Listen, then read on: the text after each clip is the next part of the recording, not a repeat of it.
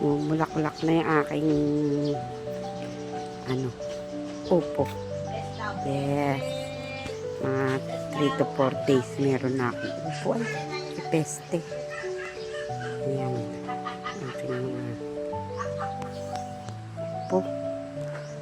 Ayan, siguro mga 6 na to. 6 na puno. Ito na yung aking mga bagong sibol na sitaw. So, Baguio beans. Ayan, may kamatis pa dito. Marami pa. Yung aking, basta naman yung aking mga talong. Dire-diretso pa rin, namumunga. Bilog. Yung mga talong haba. May peste. Yung sayote ko kaya. May bulaklak na pero walang bunga. Dito. Basta naman ang aking mga mani. Inubos ng manok. Konti lang tuloy tumubo. Uy, malapit na siyang mahinog. Ayan.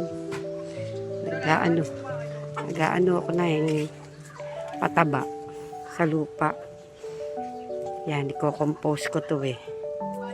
I-compose ako ng mga tinibag na saging.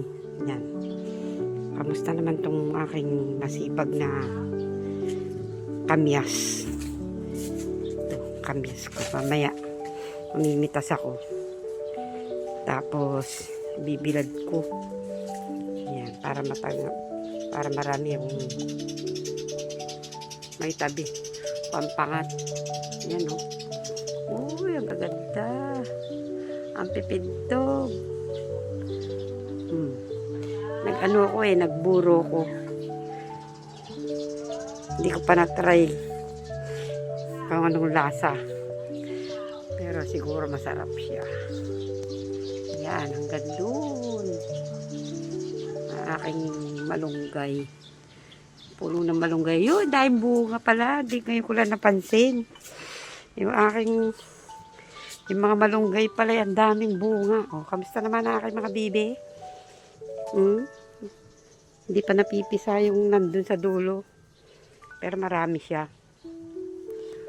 Ang dami palang bunga ng aking malunggay. Bumili pa ako nung nakaraan. Yan o. Dami o sa taas. Uy, kadami pala. Papaharvest ko nga. Yun lang po for today.